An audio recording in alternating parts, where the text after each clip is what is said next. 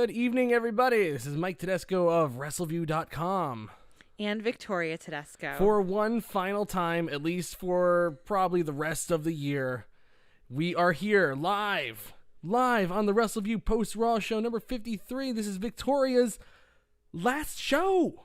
I can't believe it. I can't believe it because we've been kind of like talking about this coming for a little while, and we kind of dropped the bomb last week saying that this is your last show. We didn't really have we didn't have an initial date in mind either. No. This was kind of sort of last minute. It really was. Yeah, it was like with everything going on, with Victoria getting ready to give birth, with the fact that we actually went to the hospital today to make sure that Victoria wasn't going into early labor. Yeah, I think this is the right time to put the brakes on this, even though technically the baby's due date is October. Well, we're going to have her hopefully on October 14th. Victoria's, your belly has dropped really low, and it could be on this show tonight. So if you have a friend that's not watching, tell them to tune in if they're curious about the miracle of life, because it could happen here tonight. I'm not giving birth on live air, though. I don't think we should give birth on live air, but I mean, I think like if you just go get like one of those and just go, "Hey, my water broke." I think that's... I was so nervous today. I really thought this was it when we were in the hospital. Oh, my God. I thought so, too. I looked at Mike, and I was like, this is it. This is it. Oh, my God. But you know what the really sad part is? I actually thought of post-Raw. Yeah. Like, but it's supposed to be my last show tonight.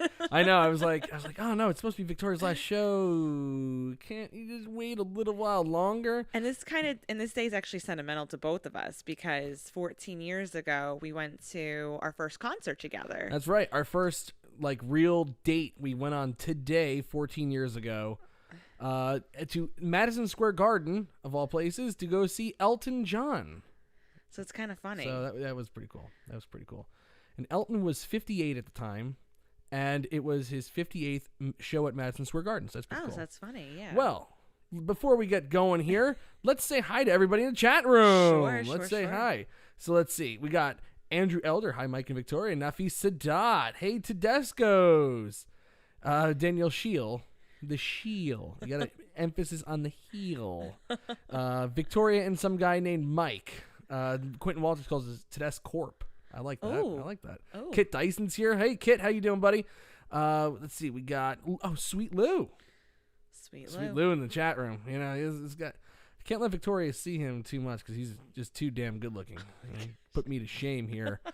Jamel Watson got nervous because I saw that it was Victoria's last show, but then I remembered that baby Tedesco was on the way. Could you imagine like if we were getting like divorced and we're like, but you know what? We have one more obligation to Wrestleview. Oh my gosh. You must stay here. God you must forbid. stay. No. Never. No, you can't live without me. Not for sweet pea. Yeah, really? You cannot live without me. You can't live without me. Well, Nafis thinks that if you give birth on the air, that would be instant demonetization by YouTube, which probably would be true. Andrew's wondering if that would violate YouTube policy. If you really do like a deep dive on YouTube, there's actually some really disturbing stuff on. Well, I think if it was accidental, then maybe not. But they probably have you take it down like within an hour. I think they would just have to show your face just like it is right now. Can't show anything else, but just you going like that. I think that's okay. There's nothing wrong with that. I guess not. God, it's like I Love Lucy, where they weren't allowed to even say on TV at the time that she was pregnant, and so they had to get around it. Can we not though talk about me giving birth on air? Okay. I don't want to jinx it. The only reason why is because I was very comfortable coming out of the appointment today, and I'm like, now I'm just nervous like it can happen. But this is the scary stage. It like literally can happen at any time. Yes, Victoria is in the 9th month, so it could be any time. So we'll see. Jamel goes, that would have been a hell of a swerve if we did it the other way that I was talking about. Billy Hefner's in the chat room. All right. I love it. Pregnant woman on YouTube. Think of the views. I like it. Danielle, this is not a permanent leave. Victoria will be back once we get the baby on a schedule.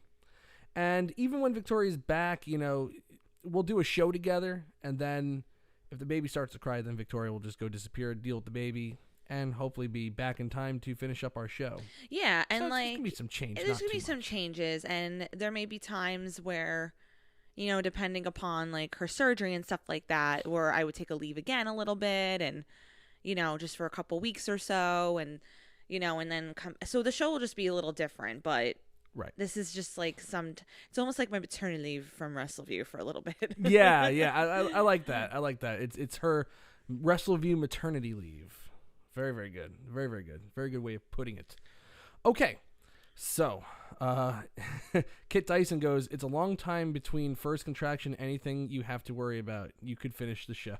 I like that. He's good. Yeah, Kit Dyson sounds like he's talking from experience here. I like it. I like it. Daniel Shield wants to know if you'll be back as a heel.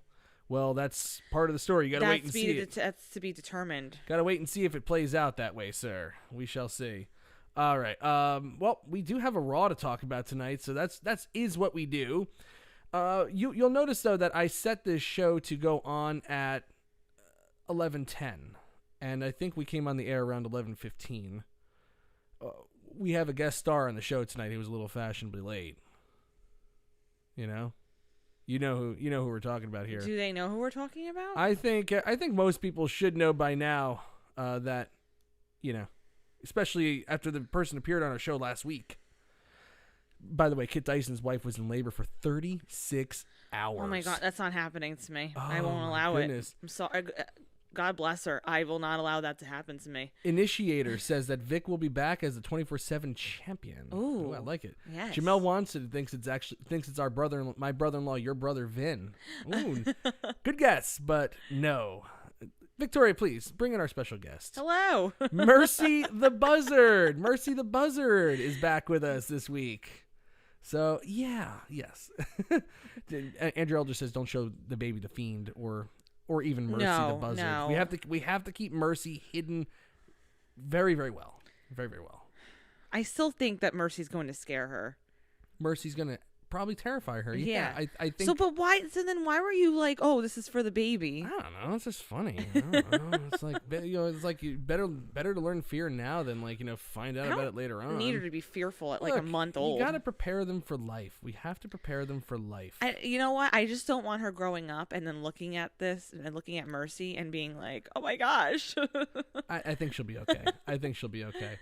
All right. Well, Mercy's going to help us with the Raw review tonight, and we'll, obviously do a little more of a send-off for Victoria towards the end of the show, so stick around with that. But right now we have a Raw to talk about, and a Raw that The Fiend, by the way, did appear on. Yeah, Mercy's excited about that. Okay, great.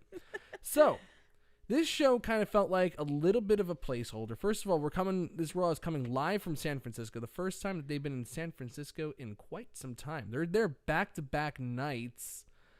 They had a little trouble pushing out these tickets. I always get confused when, because they've been in the LA area, but I always, tend to forget that obviously all of California is not just LA.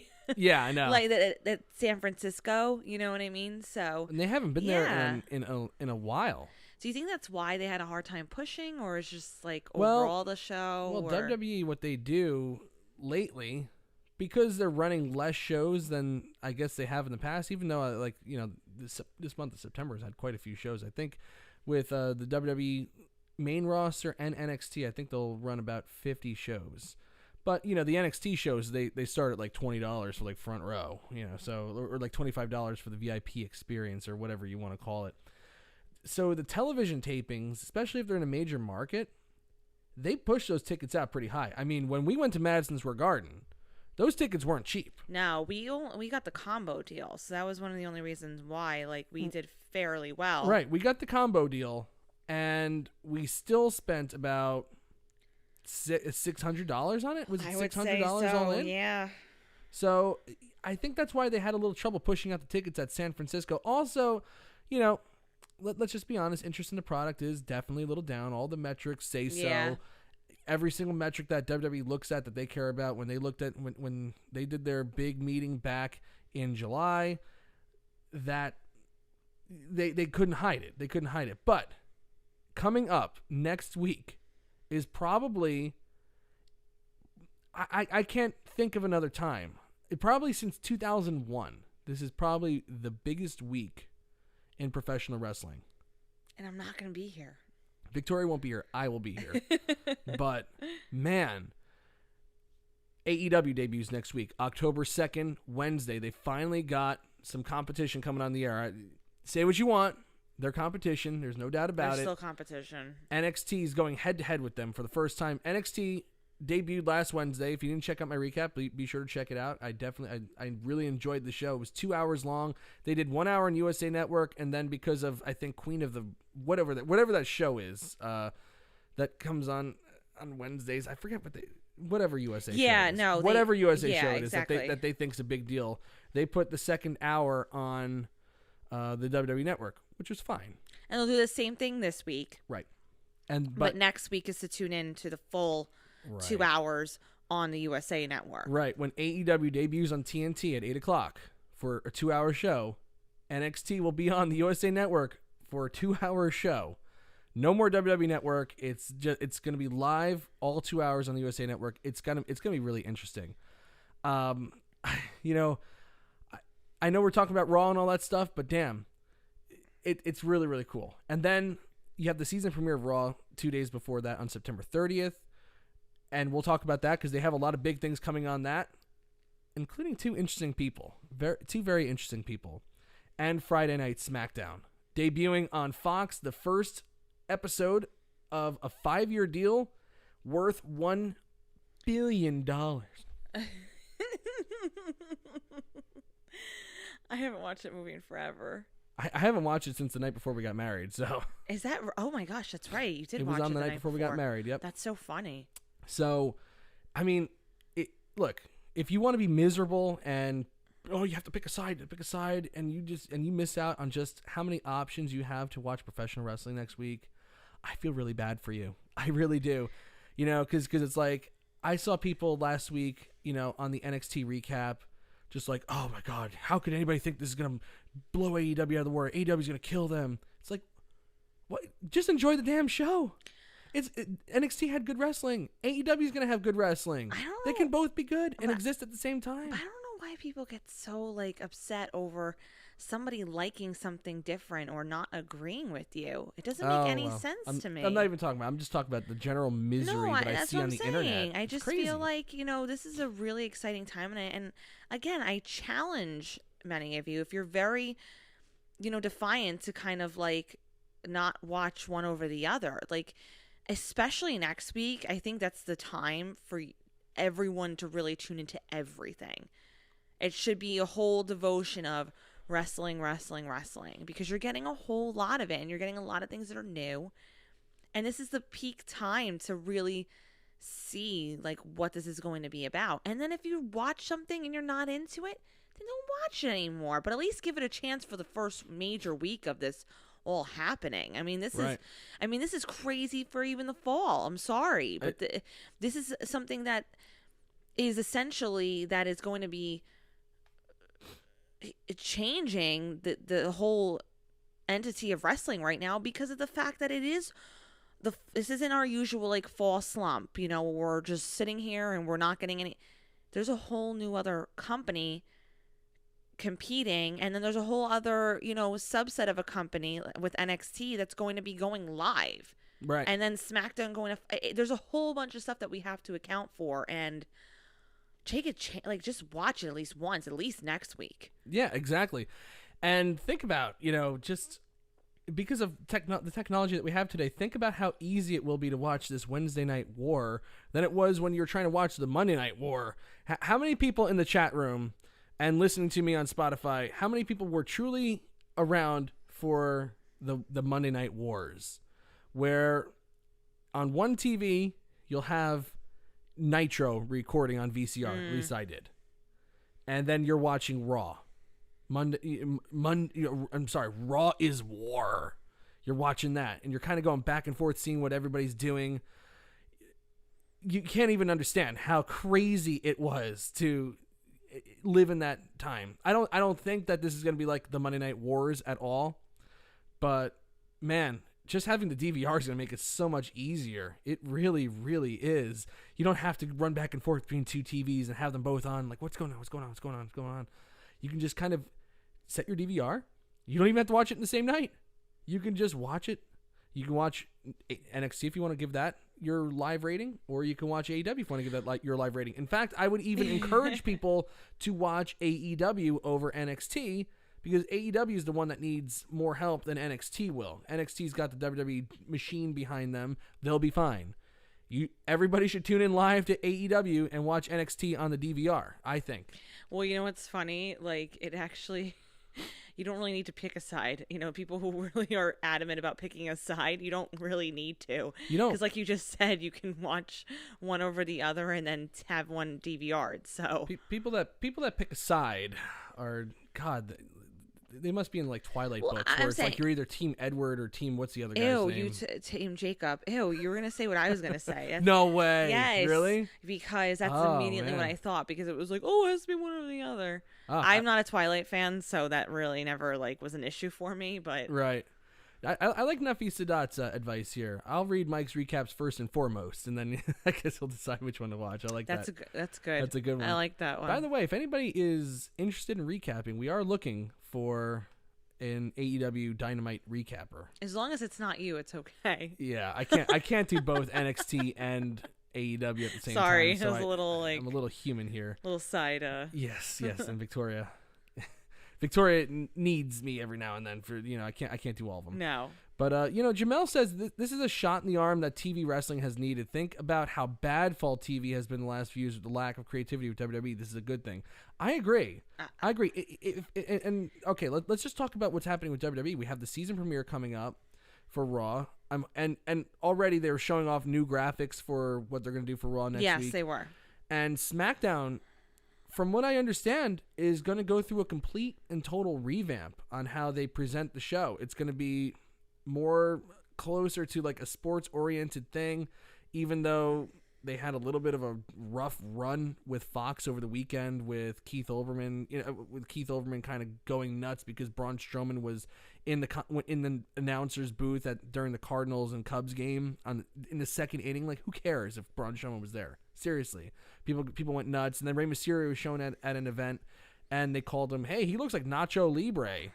So Fox, the commentators at least aren't really taking it seriously, but hey, it's still a big deal. And I believe that they are going to give it more of a sports feel, whatever that means for professional wrestling, whatever that means.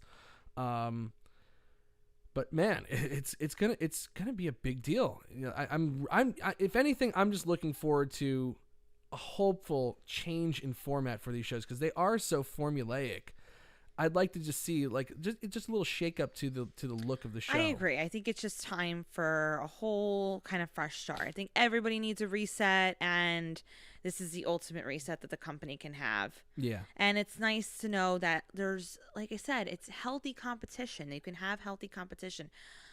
I, in the end, still think that WWE will reign supreme, but I don't think there's anything to even reign supreme about. There's nobody that needs to be beat. That's the thing.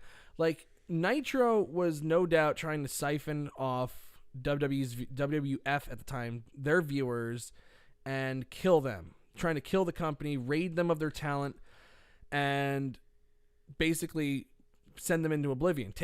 Basically, the idea was take all the talent, they'll have nobody left, nobody will come to their shows, and they'll die. Well, here's what I think. That's not happening here. Well, here's what I think. I think that WWE doesn't need to...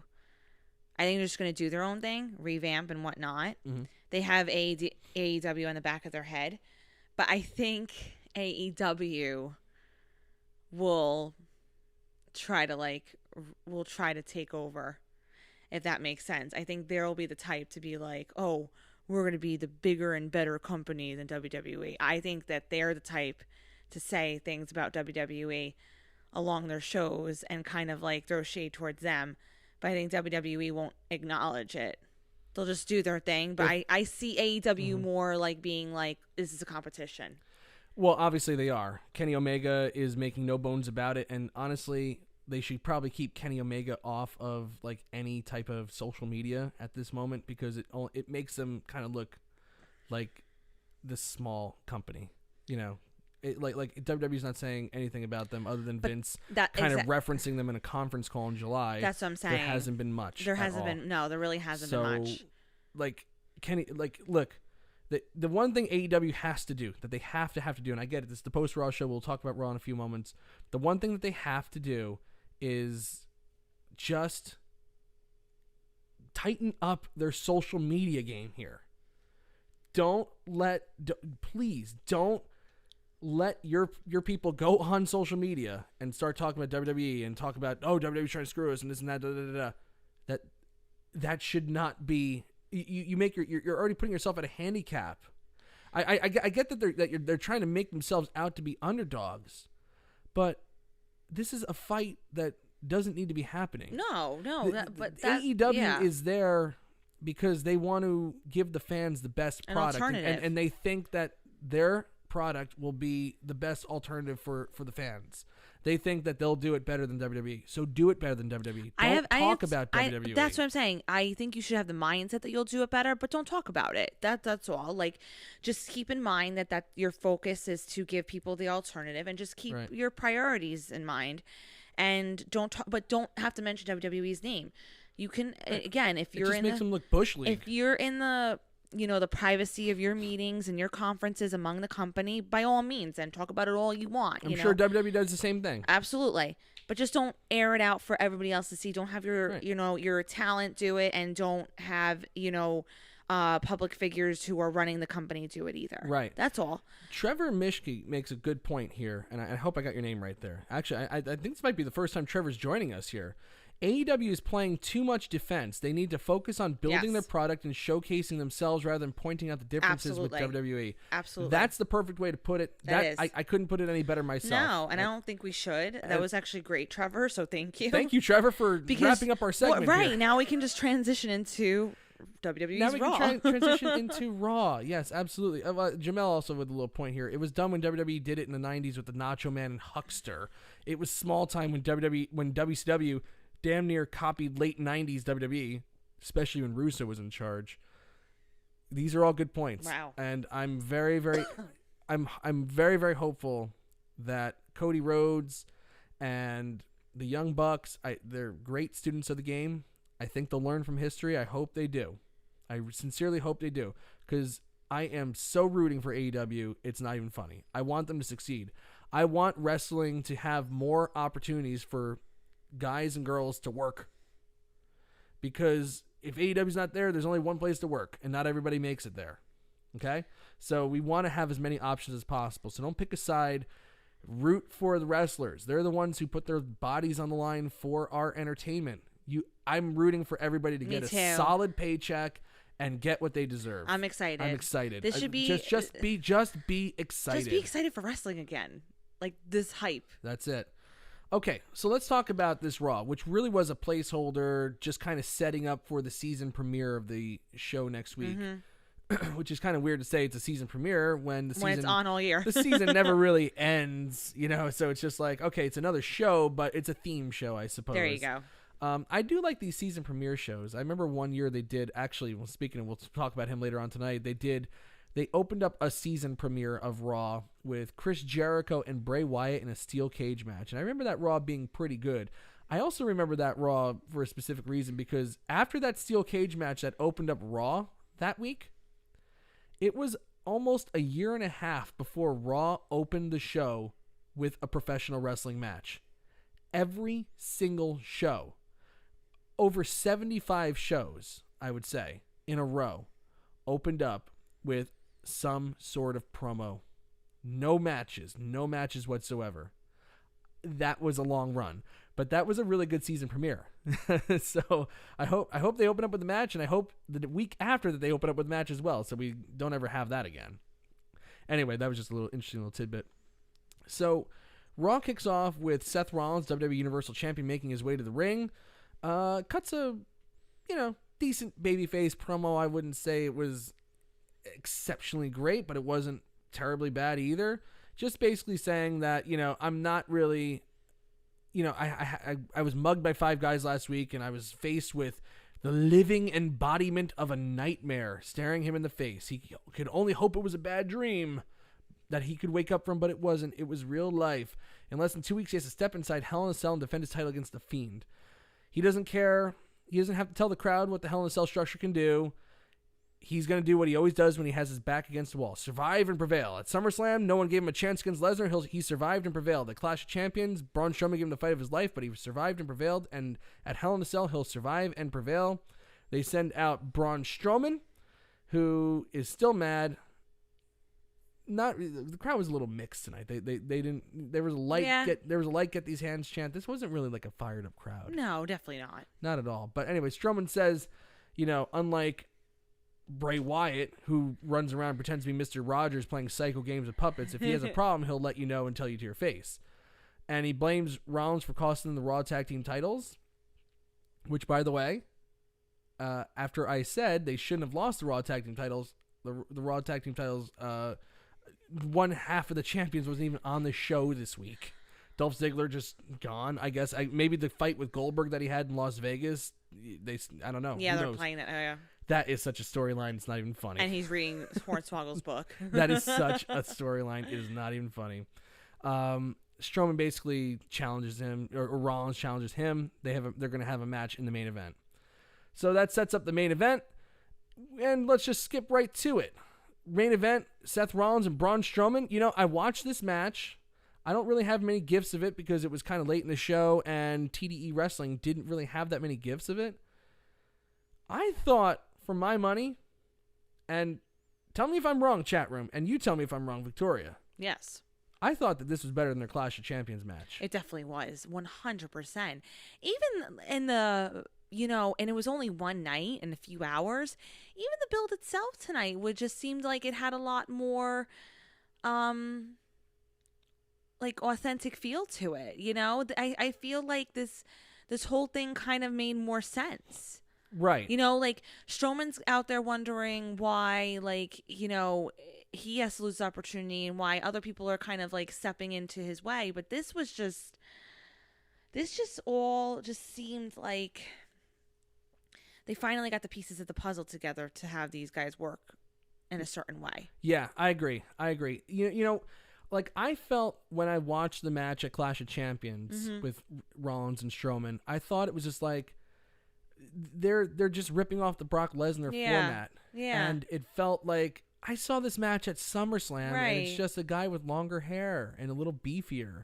It didn't really thrill me. It felt like every single Lesnar match that you've seen for the last 5 years, pretty much. Right. Yeah, since he destroyed John Cena at SummerSlam 2014. Yeah.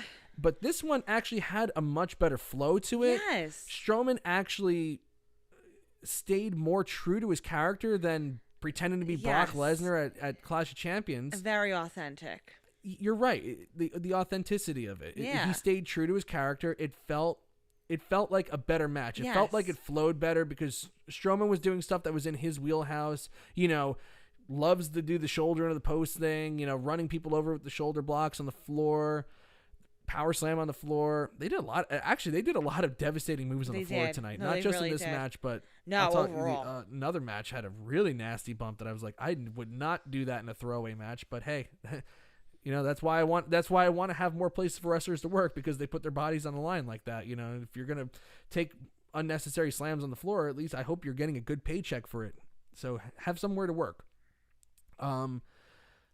It was just really good, and of course I think everybody saw the Fiend interference coming from a mile away. But you know what? That didn't take away from the fact that this was actually a really good match. There was actually 2 matches with non-finishes tonight that were really, really good. And the finish actually really didn't take away from the match. No, and I feel like, with the Fiend, especially at this point in the game, that even if you're expecting him to come out, you're still so excited that he's coming out. So that to me, that predictability, I don't mind at all whatsoever.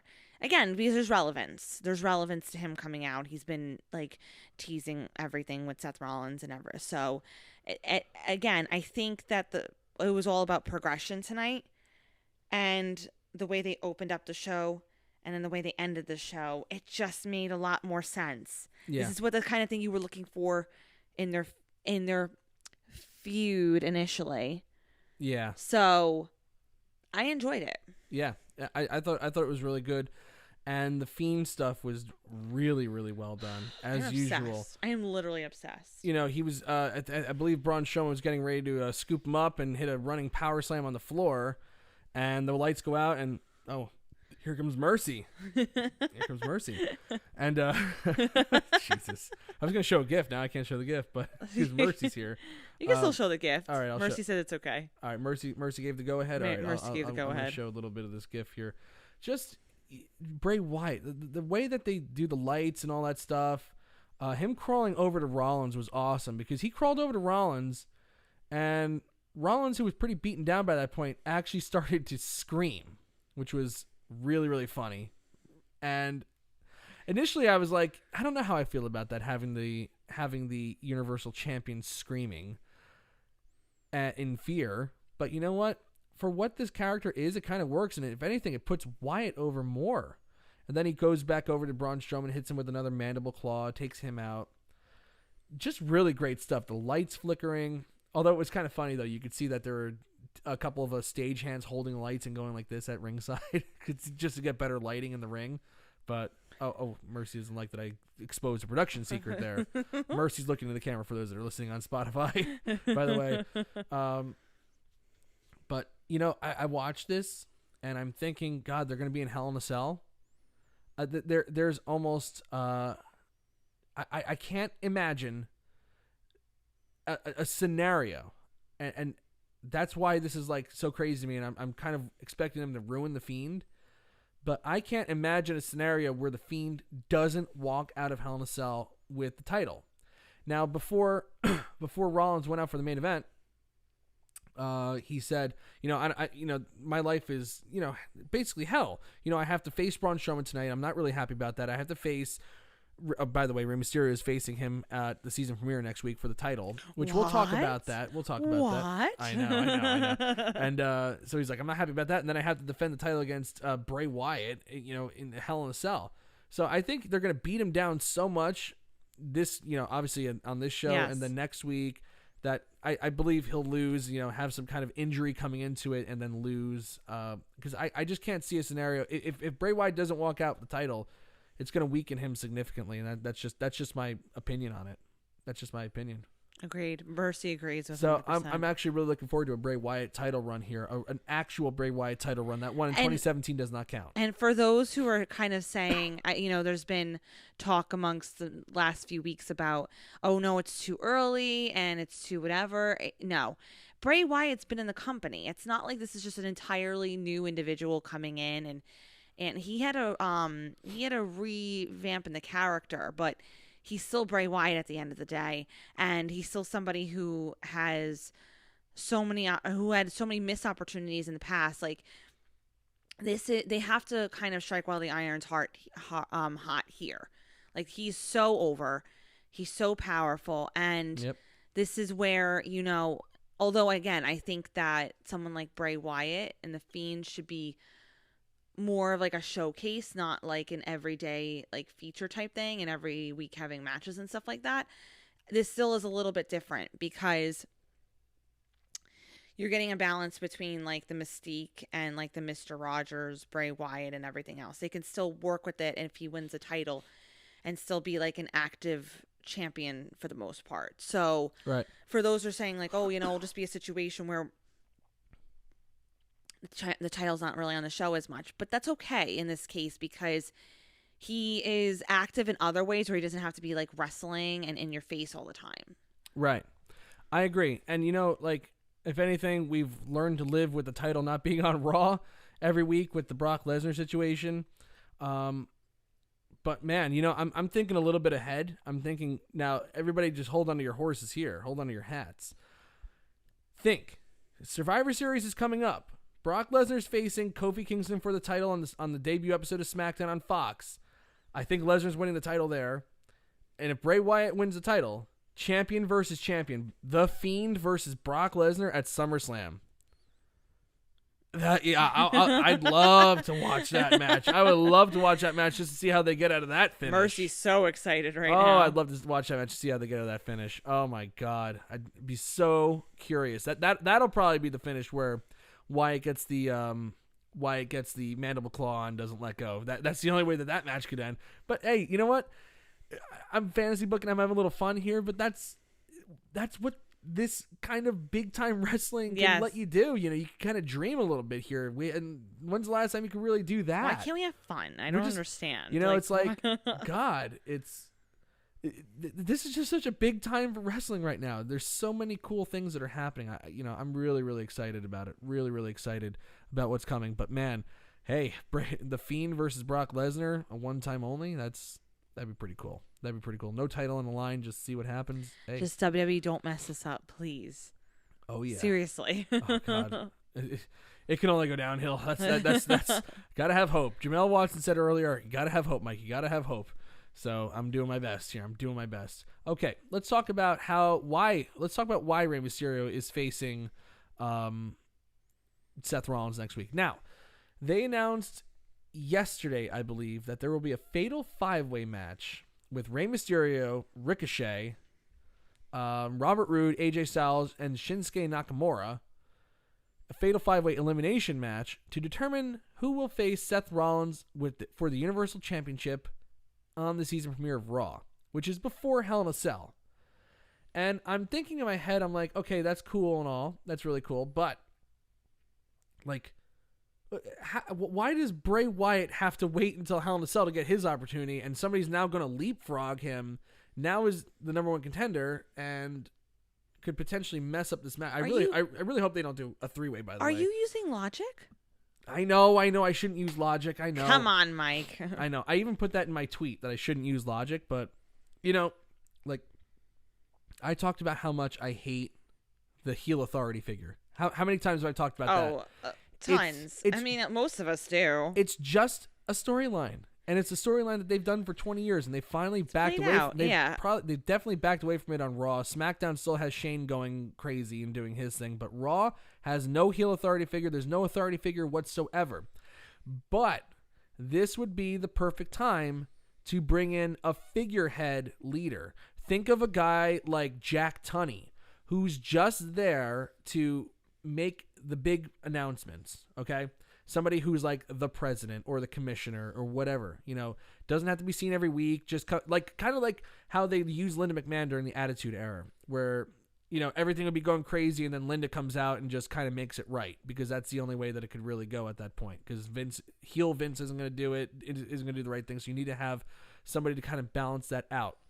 A figurehead president coming out and just kind of explaining why, you know, Seth Rollins has to defend against, you know, someone from a fatal 5-way match, and Bray Wyatt doesn't, you know, it's like, I just want to hear just like a little explanation. And if anything, it's another segment, it's another this and that, just to kind of eat up time on the show. I think they'll eventually need to get a figurehead president. Maybe that's where that's leading to. I agree, though, just because you kind of need somebody to almost narrate and give some sort of direction when they're going to go with this route. Yeah. Because yes, why do these individuals get to trump, you know, why it's, you know. Well, I mean, you know, it's kind of like when the Revival, I'm sorry, when Seth Rollins and Braun Strowman beat the OC for the tag team titles after just asking for it, and then to get another shot, the OC then has to be in a gauntlet match just to get another opportunity, and they lost their opportunity. So it's kind of like that. Like, who made that idea? Like who made that decision? Who did they talk to? Who are they talking to? Why are these matches being made? How are they being made? I'd like just. There's a lot more questions. There needs to be a figurehead. Yeah, there does need to be like a Gorilla Monsoon type, you know, Jack Tunney, Gorilla Monsoon, guys like that to kind of, or ladies like that, you know, to make it happen. It's balance. It's not like we don't need that person every single week. But for particular cases like this one, just to shed some light on the situation and to see where the decision was made. That's all. Again, you don't need to do this because they have a tendency, they either overuse something or they don't use it at all. And it's like, where's that balance? Right. It's all about balance here. Exactly. Anyway, now that, you know, I have a lot of questions about how all this comes about, and, you know, maybe that'll be part of the formatting thing. Maybe they'll eventually, you know, Maybe they'll eventually say like, oh yeah, we're gonna have like a commissioner, like some figurehead guy to make matches,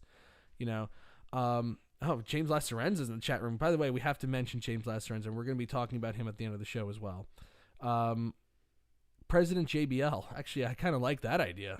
I don't hate that idea at all. He doesn't need to be shown every week. Yeah, Quentin Walters even brought up William Regal, like what he does with NXT as the general manager over there. Yeah. Where he's not seen all the time, but when a match needs to be made, a big match, there's William Regal. There he is.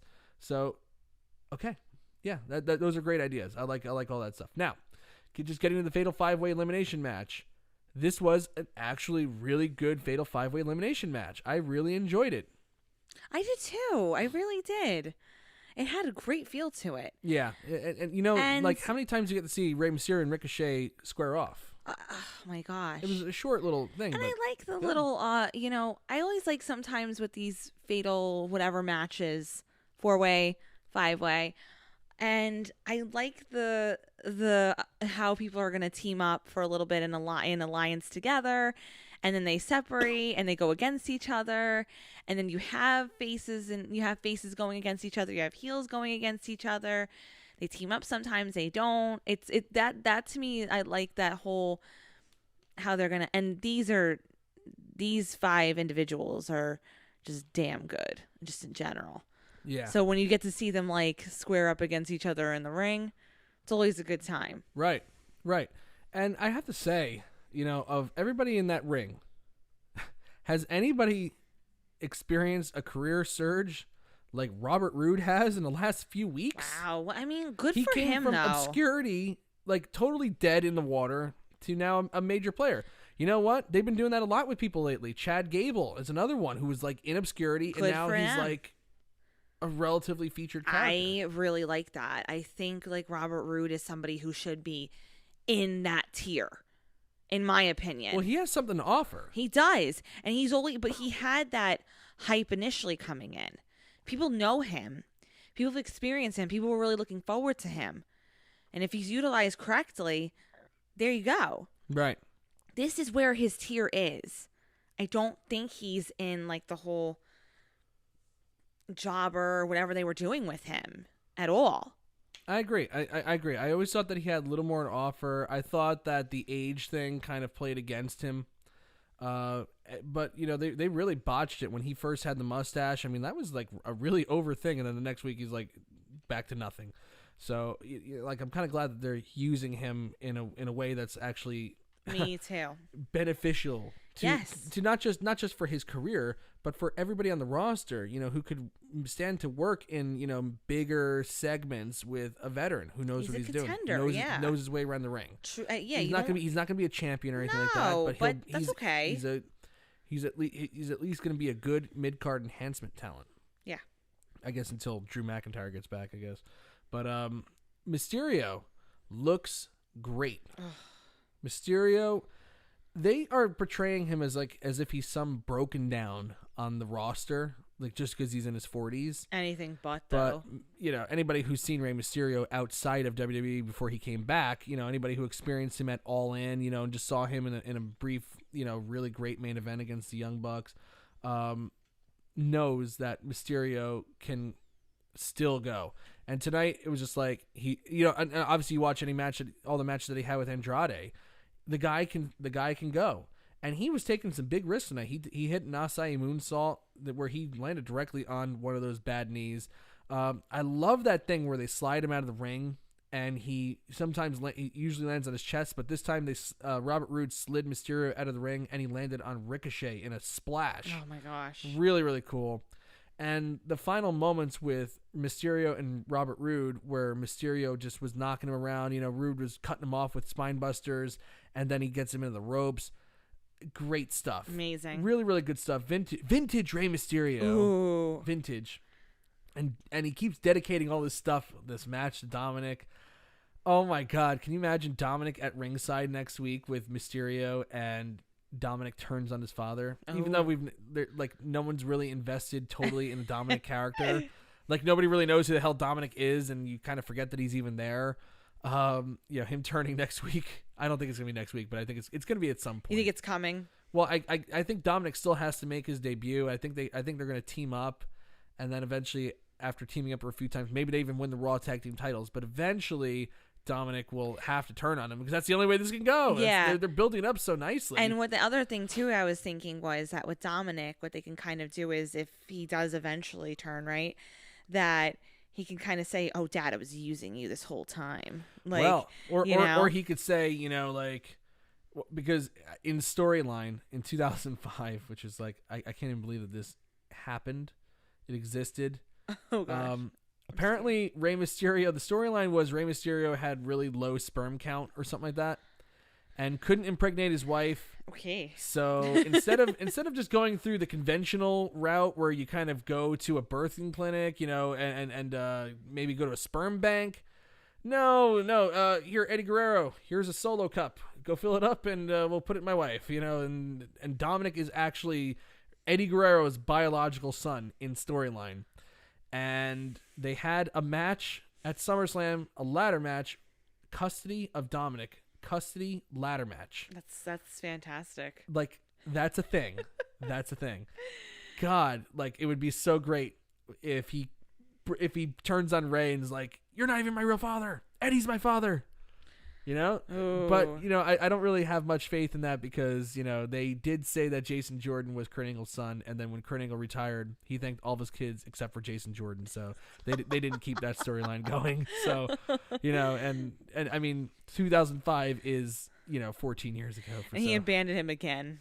Again. Poor Jason Jordan. Oh, Jason Jordan has no father again. Poor bastard. Anyway, Kit Tyson, wrestling should not cling to that much continuity.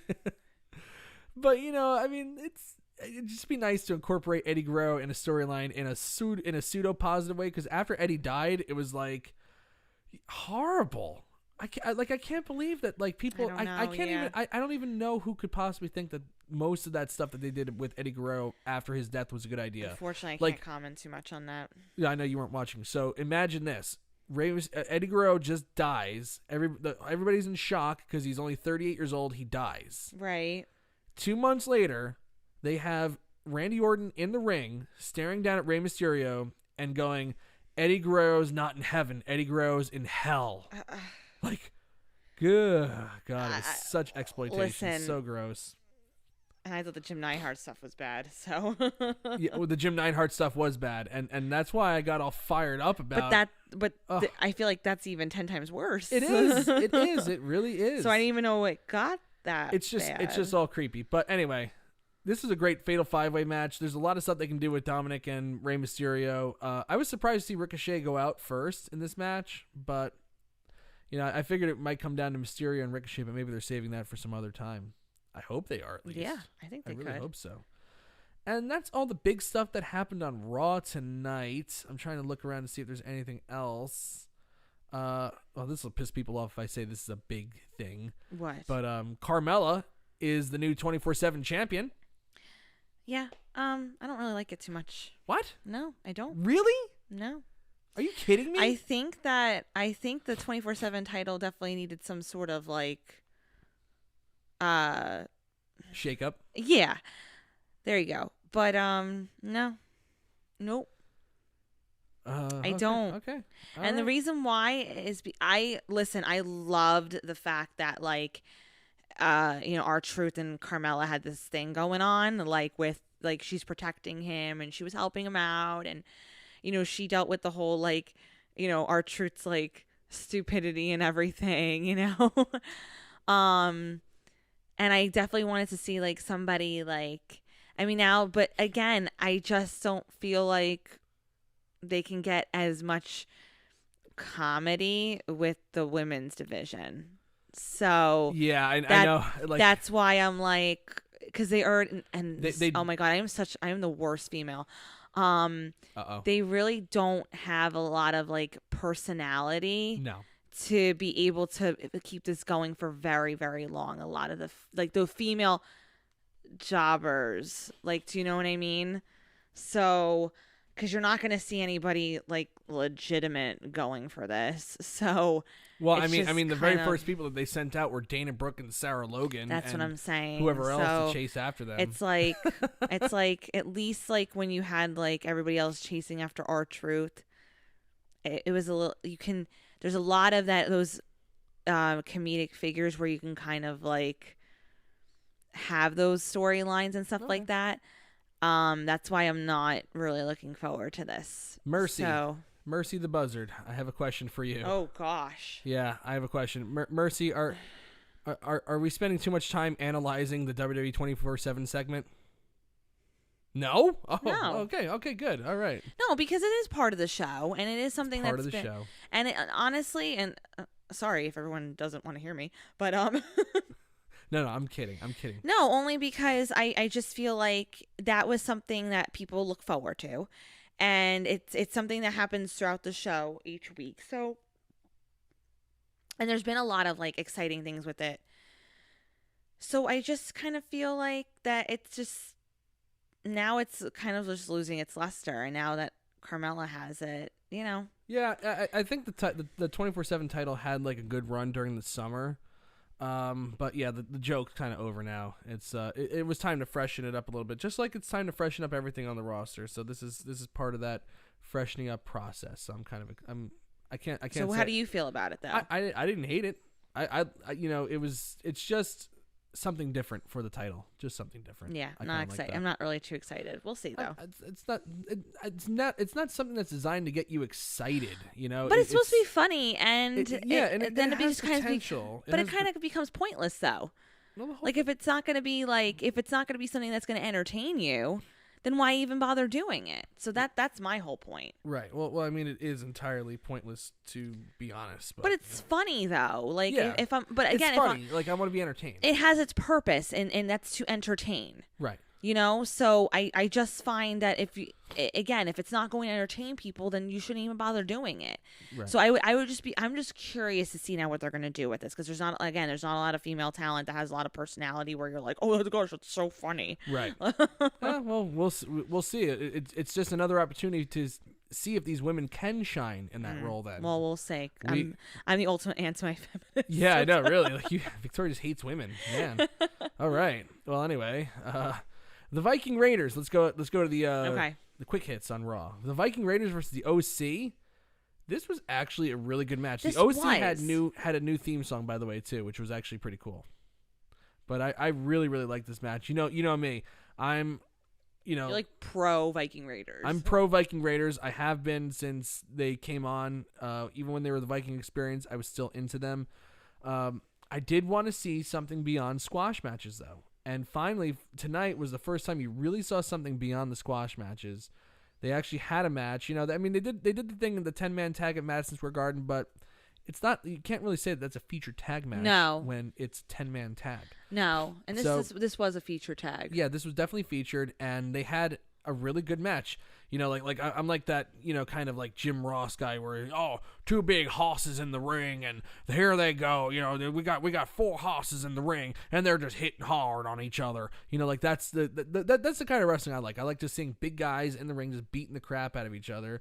And that was it. That was it. And athletic big guys too. Well, it's kind of hard to call Carl Anderson a big guy. So let's say 3 big guys and a short guy in the ring. But hey, it was a fun match. It was a good match to kick off the wrestling portion and of the progression. Evening. Now they're going into more like feature tag matches as opposed to the squash. Right. Which Billy Hefner and I spoke about like a while ago. Like they need to just move on at this point with that. Right. Because they can, obviously. Jamel Watson is calling me out for my Jim Ross fandom. He says, you're too cheery to be Jim Ross. Oh, no, he's not really calling me out. I thought he said I was too cheery being Jim Ross. But no, Jim Ross is a little bit of a curmudgeon, to say the least. Oh, Jim Ross. And from what I understand, it's not just an act. He's like that actually in real life. I know people that have met him, and he's just like, yeah, sassafras, I got your stupid autograph here. So, and I'm not making fun of him. I'm not making fun of his face. I'm just saying, he's a grouchy guy.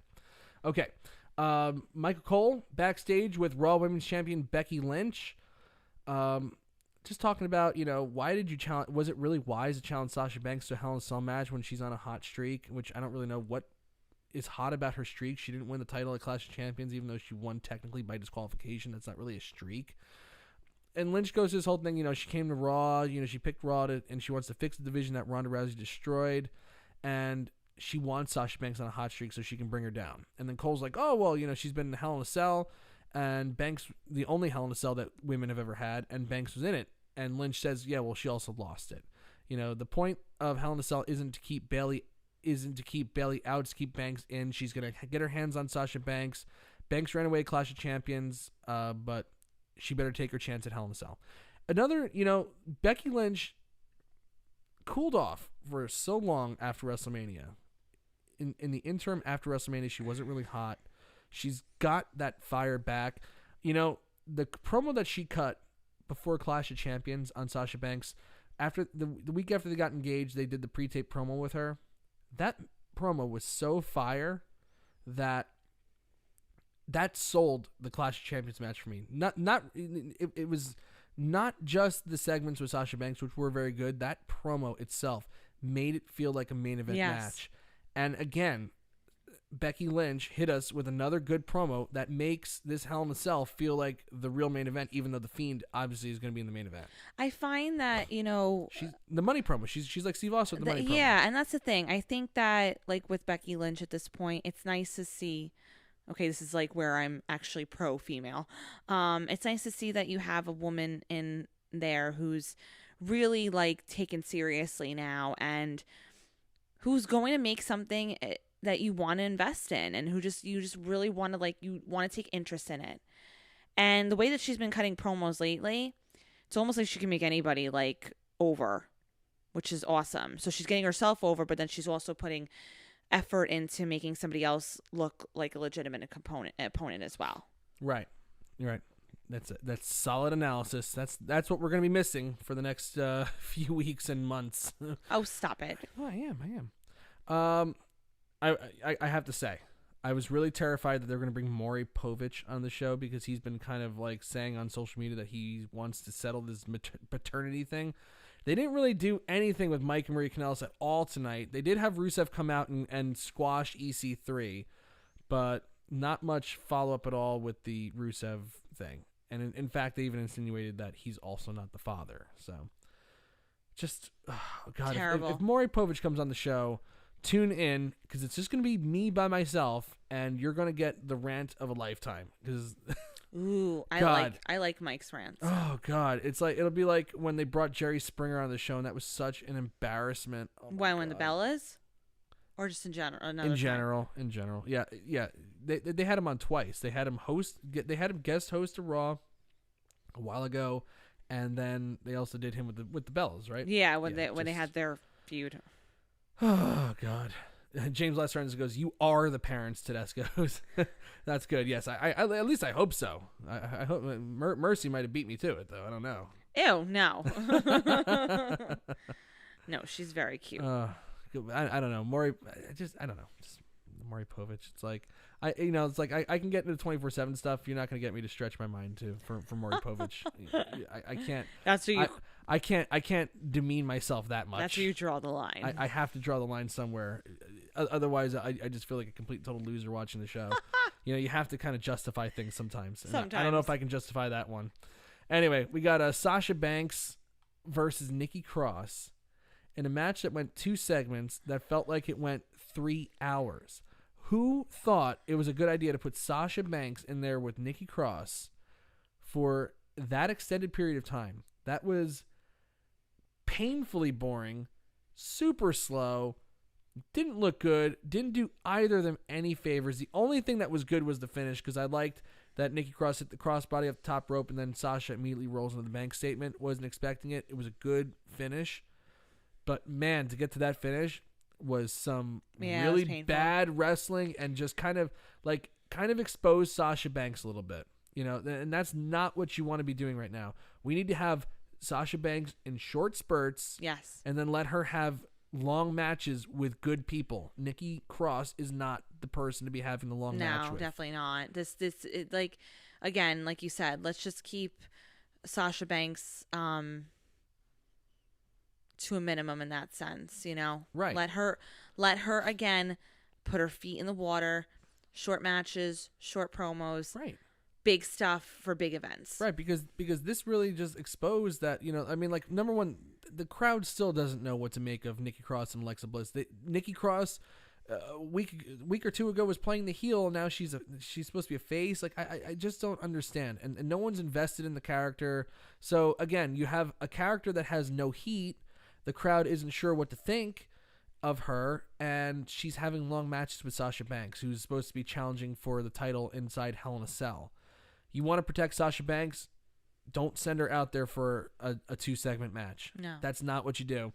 You have her do the match that she had with Natalya a month ago, where she just kind of goes out. They just beat the crap out of each other, and then Sasha Banks gets vicious and makes her submit. Yeah, that's what you do. Yeah. But this was a complete and total against the formula, totally stupid way of booking. Totally stupid. And it again, did no favors for either of them. All right. Now that I got that out of the way. Street Profits. Okay. I want to talk about this. Usually I don't talk about the Street Profit stuff, even though it is really entertaining. I really like it. They had The Miz on there. The Miz, you want to share the news, don't you? Or are you about to make us new parents? No. Okay, because that's your face was like, something happened. No, I'm just having some pain right now. Okay. And she's kicking me. So The Miz and Maurice had their baby on Friday. Friday, September 20th. Was that? Yes, that it was Friday. Yeah, Friday. Madison Jade Mizanin. I'm so excited for them. Madison Jade Mizanin. Yeah, very exciting stuff. So sweet. So he's a father. He's a father. He's a 2-time father. So we got some catching up to do. But he says, you know, it's great that we had Madison Jade Mizanin, but next week on Raw, on the season premiere, I'm hosting Miz TV with Hulk Hogan and Ric Flair. And I tell you, he paused for each name so that he was looking for the cheers, obviously. And Hulk Hogan's name, it wasn't just a smattering, like where it was kind of audible, but like, you know, kind of quiet. It was loud boos for the Hulk Hogan name. I was really, really interested in that. And I'm wondering if that'll carry over into Phoenix next week. Hulk Hogan may be forgiven by WWE, but there's a lot of people in the community that are not as forgiving. That's gonna be a really interesting season. That is premiere. Gonna be interesting. Gonna be really an interesting season premiere. But I really wanted to call attention to the fact that Hogan's name got roundly booed. Jamel Watson, got to head off early morning tomorrow. Have a great night, everyone. We'll miss you, Victoria, and best wishes for you and baby Tedesco. Thank you. Aw, Jamel. He's so awesome. Meanwhile, Ric Flair's name obviously got cheered. So Hogan just got booed. Really, really big time booed. So that's that. Lacey Evans versus Ember Moon. Another match. Yeah, this stunk. This really, really stunk. Next. I have to kind of explain what happened here, though, because it's come like, on. Well, no, because like Ember Moon is like just such a nothing. Jesus, such a nothing on the roster at this point. Totally pointless character. Lacey Evans shows some. She has some potential there, but she can't put it all together. She knocks her out with a women's right. Hit and then locks in a sharpshooter because this feud with Natalya, which I don't even know how it started. I have no clue how the feud with Natalya started. And I wish somebody could remind me of that because WWE isn't. It has to continue. It has to continue. So she locks Ember Moon in a sharpshooter. Isn't sure which way to cross the legs at first, but then she crosses them. And then rolls her over. And then frickin' Lacey Evans falls over. And now has to apply the sharpshooter while kneeling, and Ember Moon has to submit to the ugliest sharpshooter you could imagine. It just a disaster of a match. And then you go backstage, and Natalya cuts one of her disaster promos. So whatever. And then from the ridiculous to the sublime here, in the same commercial, in the same segment. No commercial break. Then you have the Firefly Funhouse, and it's just, here comes the genius of Bray Wyatt. Sharing is caring. We got Huskus the Pig and Ramblin' Rabbit fighting over a Seth Rollins action figure. And he talks about how you need to share, but you shouldn't get so attached to something you love too much. It makes you weak. You become vulnerable to disappointment, neglect, and loneliness. And Wyatt knows what it's like to be abandoned by those you care about most. Rabbit says they don't want the Fiend to hurt Seth Rollins. And Wyatt says, well, maybe he wants to protect Seth Rollins. He never forgets and doesn't like to share. Wyatt then breaks the Seth Rollins figure in half and says sharing is caring, and then gets the look in his eye and then says, see you in hell. You know, ever since we brought Mercy on, they haven't had Mercy on the show.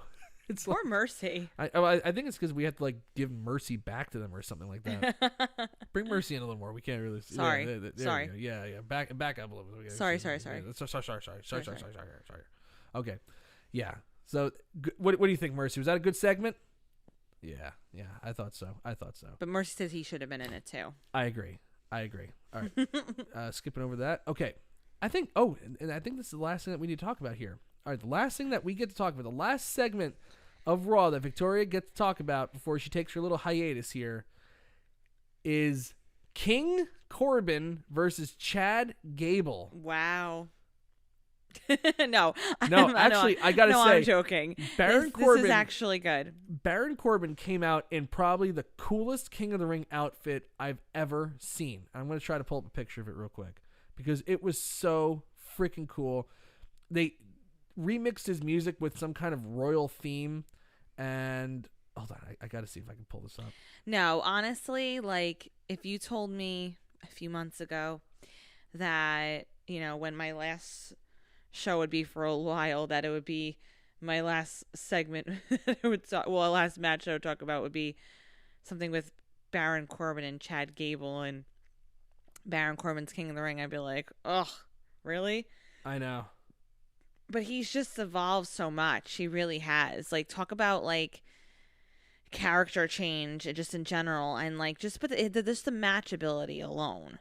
That's what I'm most impressed with by Baron Corbin these days. Only just because, you know, it used to be that, yes, not only was it in your face, he's playing this corporate person. And then he's having these, like, matches that you're just like, come on, really? And he's not showing any type of strength or any type of anything, like any type of improvement at all. But these past few weeks, it's just been a total 180 with him. And and then it makes me question, like, right, it actually made the right decision making him the King of the Ring. No doubt. I have to say that month break that they gave Baron Corbin from television, not a month break, from wrestling in general, because Baron Corbin was wrestling Seth Rollins 3 times a weekend, but it was a break from television. Yes. That month off was such a refresher for Baron Corbin, kind of get to reset the character just a little bit. He's still the same guy, but, some subtle differences. But with this King of the Ring tournament, that, you can poo-poo tournaments all you want, but Baron Corbin's, this surge that he's going through right now is directly due to this tournament. Yes. He's had great matches in this tournament. The Cedric Alexander match, phenomenal. The Chad Gable match, phenomenal. The triple threat match with Samoa Joe, who we haven't seen Samoa Joe in a while too, by the way. I just noticed that. And Ricochet, phenomenal. And now, look at this. Hold on, I have to see it. Yeah, do I have it? Yeah, okay, here we go. Wow.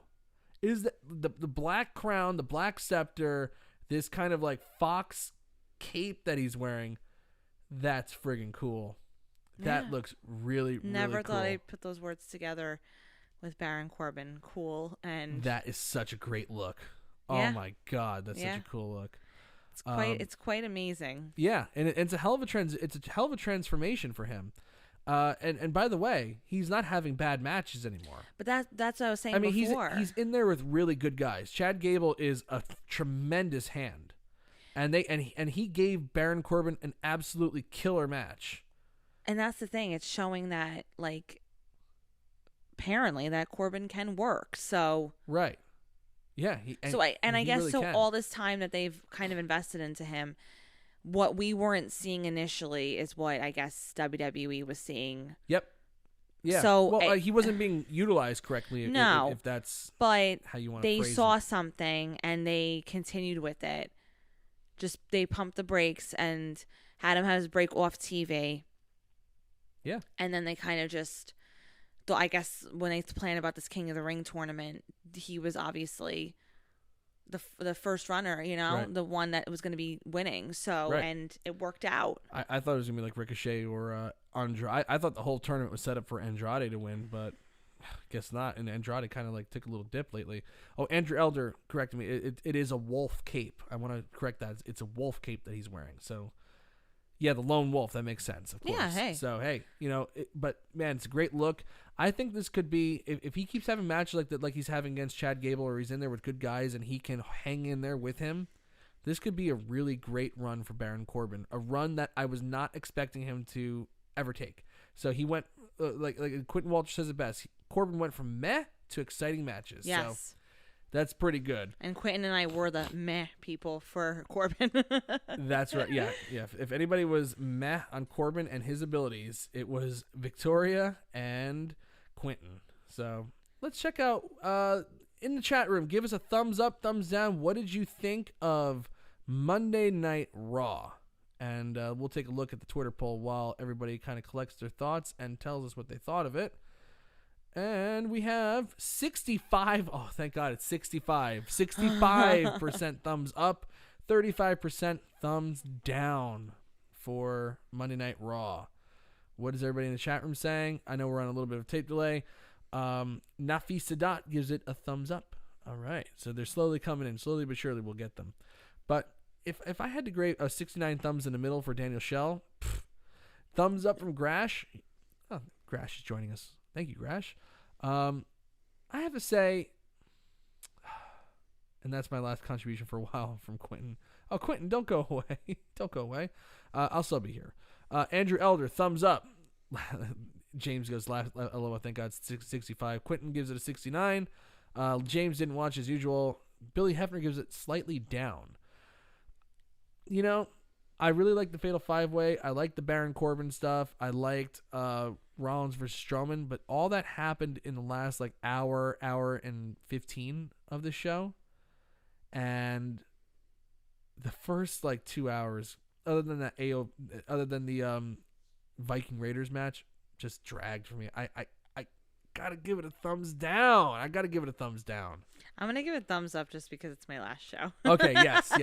I like that. Okay, so we'll give it a thumbs up because it's Victoria's last show. But there's one tiebreaker here. So we have a thumbs up and a thumbs down. Mercy, come on. Give us the tiebreaker. What are you giving it? Up. Great. Okay, so I'm beat again. Thumbs up. You have to. Gosh. Oh, Quentin Walter says, I have work, Mike, but I will return early December. Excellent. Okay, good. And enjoy work. Be safe. Catch us on the replay, of course. Well, okay. So overall, we're gonna give this Raw a thumbs up. Okay, I kind of like that. I can live with that. And hey, people are bringing it back anyway. Twitter poll thinks it was a good show. So hey, and people, there seems to be a consensus that it was a decent show.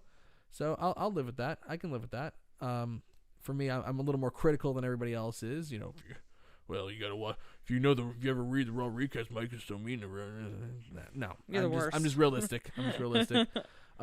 Okay. Well, since this is Victoria's last show, you want to say anything to everybody?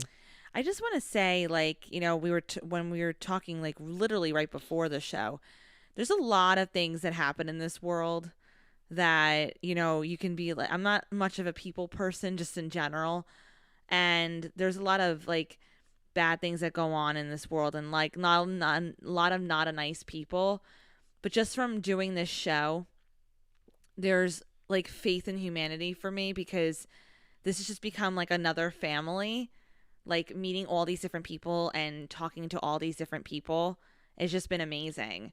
So I'm really, and again, I'm not leaving forever, but it's just nice that, in the interim that I am leaving, that people have just been so supportive and people have just been so awesome, to talk to.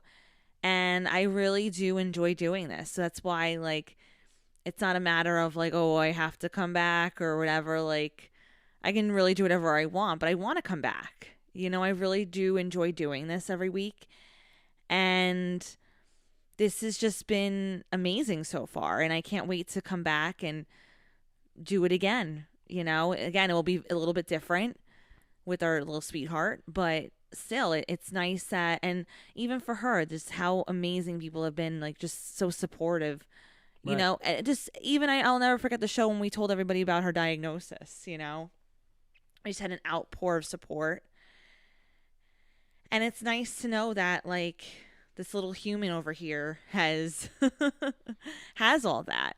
Right. So and again, like I've really enjoyed just talking to everybody and having these amazing conversations. Right. And I can't thank everybody enough for just, you know, becoming friends too.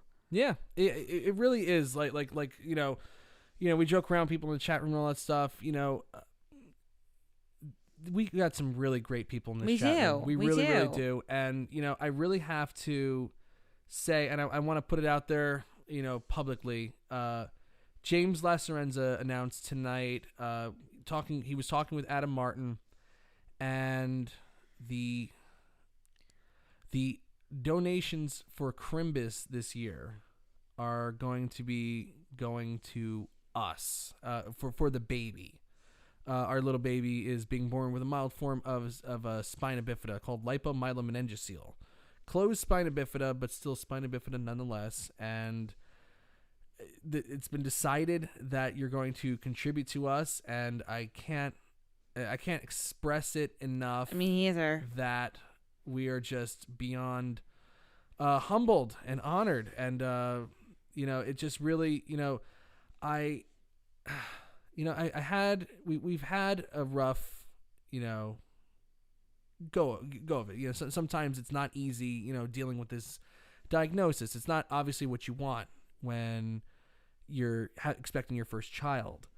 And like Victoria was saying, the support from everybody is just incredible. And the fact that anybody would even want to, you know, donate to this cause, donate to this little baby is it's just beyond humbling. Yeah, and we can't thank James enough. We can't thank Adam Martin enough. We can't thank everybody who supports us enough.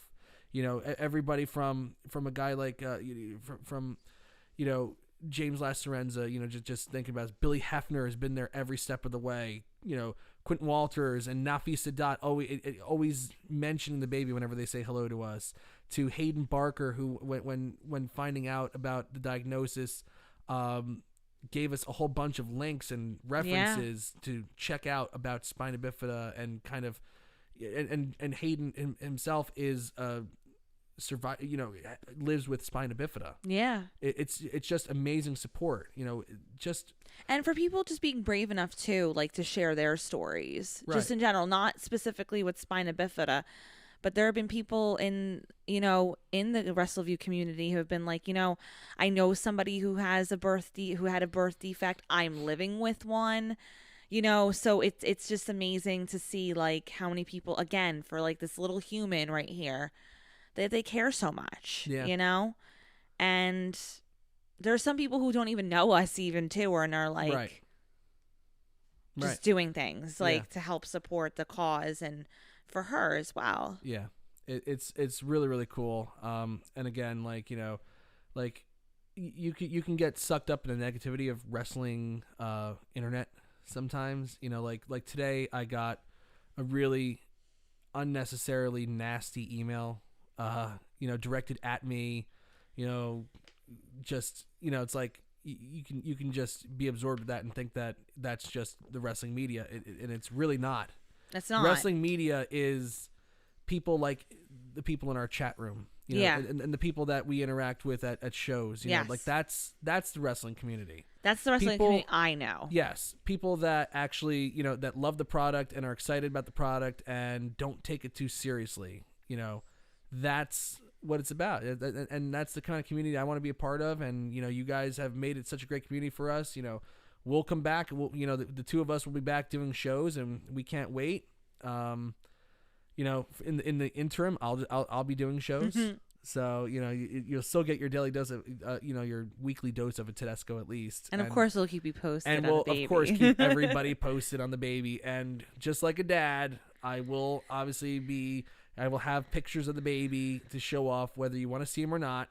You know, I know how I feel when somebody shows me their baby. I'm not really usually interested. I hope you'll at least pretend to be interested when I show the pictures of the baby. Excuse me, but it's exciting. I'm really just, just honored, thankful, and we're just really, happy. Wrestleview being in our lives has really meant a lot to us. And it's really helpful to, through the tough times, that this is a nice outlet to come to. Yeah, we like part of our head, the therapy for ourselves, just keeping our head straight is, looking forward to like getting on post Raw every week. Exactly. Just kind of like taking an hour and a half. This respite. has just been so much fun. So it's pretty cool. Everybody, I want to thank you all for joining us tonight, and thank you for coming out for Victoria's little going away party here, and thank you for all the love and support. We can't thank you enough. Let's get our little our little YouTube thing here, so I don't have to get Mercy in here. Now, Mercy you want Mercy in it? Mercy has to be in the YouTube thumbnail. Oh, hold on, wait. Let me get a better face. Okay, I think I live with that one. Yeah. Thank you everybody for joining us. Victoria will be back, and I will be here next week for the season premiere of Raw. We'll be talking about that. Maybe there will be a rant or two. Who knows? But I'll let Victoria sign us off tonight. Everybody, thank you. Have a great week, and thank you again. Can't wait to see you guys soon. Ta-ta.